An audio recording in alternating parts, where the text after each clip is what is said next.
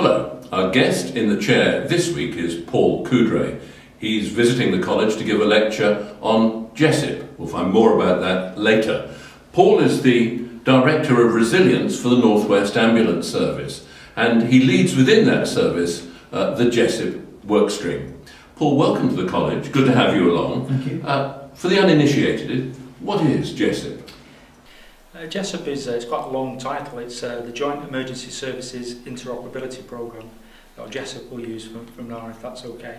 And that was born out of some of the lessons identified from big incidents like 7/7, the Cumbria shootings and the floods of 2007, and obviously floods that's still continuing.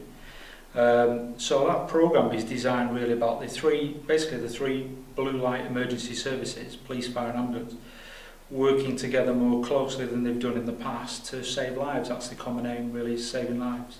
What were the problems that Jessup was designed to tackle, the problems that came through 7/7 or the shootings that you referred to? The inquiry reports from the public inquiries and the debriefs and the lessons identified tended to show some consistency around communication problems, around decision making, around common aims and themes in terms of the response. So what Jessup was designed to do was to look at putting in place more consistent common objectives and goals and processes, making it easier to understand and putting patients and the public first rather than plans. So basically what it did was it looked at those lessons and then through ministerial involvement put together the programme which we now know as Jessup. That's been running roughly for about 2 years now. And what progress has been made so far in terms of delivering the objectives of this programme? There's an enormous amount of progress been made. I think Jessup programme from the start may have had some knockers in terms of people might have thought that it had some sort of other ulterior motive, but it was basically designed as a culture change, really, across those three blue light services, to try and, as I say, put in place some commonality. I think what you have to consider is that there's 105 police, fire and ambulance organisations across England, and to get all 105 to sign up to one common, consistent format was always going to be a difficult challenge for the Jessup programme. But since all 105 have signed up, I think we're looking, as it currently stands at the moment, around about 11,500 commanders, they're operational and tactical commanders across three blue light services, to be trained as part of that programme, of which there's around about 7,500 of those have already been booked onto training programme. And currently there's about 4,000 of those that have undertook the training already. So it had to start somewhere, the programme, and thankfully, ultimately for the good of the public and for us as emergency services, that we've had to start somewhere, and that progress is quite clearly significant in terms of what's been achieved already. What subjects does the training cover? The training covers some common themes in terms of recognising what is a major incident. Although the principles are based around major incident identification, the Jessup programme can be used for other incidents as well, but it was quite clear that at the initial stages, when you look back at those inquiries, police, fire and ambulance all had different mechanisms and different acronyms for following in terms of declaring what was a major incident. What they've done is they've gone for one common consistent acronym, which everybody's agreed to and everybody's using now as part of that process. It sets out the joint dynamic, joint decision model, so for how do we make those decisions and why do we make those decisions together.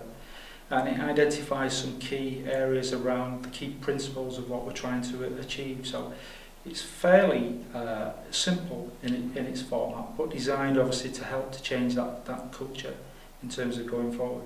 Well, you've spoken about the requirement for a culture change, but the cultures of all three organisations are quite deeply ingrained, aren't they? You can do a certain amount in the lecture theatre or the classroom, but presumably you've got to go a stage further to make significant changes within the culture of the organisations. You're right, because I think those cultures in the organisations are very much embedded in the DNA of each one of those three disciplines. And they're not going to give those cultures up readily, are they? Because in many cases they're very proud of that culture. Yeah, because I think at the beginning each agency would have said that this is the way we've always done it, and our way is the best. So it took some persuading and some influencing to agree what was the right way in terms of going forward. And you're right about the challenge. It's easy to do it in a classroom, to put those training packages together. But this is really about those commanders and those people at the front end who are unseen commanders, who are making tactical decisions, about them practicing those Jessup concepts in terms of ultimately saving people's lives. That's what the objective was. Cynics, indeed. There are some people who I think believe that this is simply a precursor, perhaps, to a much bigger change within the Blue Light Services. The possibility of merger of the three services is sometimes talked about. How can you reassure people that there isn't another agenda here? I think quite simply, having done the Jessup training myself as well, from a tactical point of view, and you have to bear in mind that I'm a strategic goal person in old terminology. But what Jessup does, it doesn't necessarily look into roles of people it looks at, or rank or structure. It looks at changing that culture, because I may become a tactical commander in terms of an incident, or I may actually come across an incident. So from an operational point of view, I need to understand those principles of how we work together. I think the doubters and the knockers, if you like, are always going to be there, because again, people are reluctant to change. What we have to do through Jessup is influence that change in terms of going forward. I think what Jessup programme is doing is it's training, for want of a better word, the future chiefs of all of those organisations. So we can only change that by the culture change of actually people putting that into practice, about actually carrying out those skills, and really when we start to see those incidents, not just from a major incident point of view, but from general day-to-day, whether that's event management, whether that's on-scene management, a lesser incident. But the only way we'll see those change and those cultures change is by actually putting it into practice. And there are people too who've got reservations about Jessup because it doesn't include all the partner organisations who are also Category 1 responders, people even like local authorities. Is that an oversight, or is that deliberate? No, I don't think it was an oversight, and I don't necessarily believe it to be deliberate. I think to change that culture, you have to start somewhere. And the lessons identified from those inquiries that we said before primarily focused on the blue lights, because that's fundamentally where the command and control will start to take place. What it does, it sets out a process that is common across all of those agencies. And what Jessup has done is there's now a package for wider Category 1 and Category 2 responders, which is available through Gateway and through the Jessup website. So that education process is there for all to follow, really, but it has to start somewhere. How will you measure the success of Jessup? I think it's a very difficult question to answer in terms of, unfortunately, some of those measures will only come when there's an incident and when the next level of inquiries come, or we start to look into how many lives were saved, which is obviously the ultimate aim. But we can see some of those successes in exercises, training and exercise programmes, in the Jessup principles being adopted and written into emergency plans, contingency plans and procedures, not just by the blue lights but by all agencies.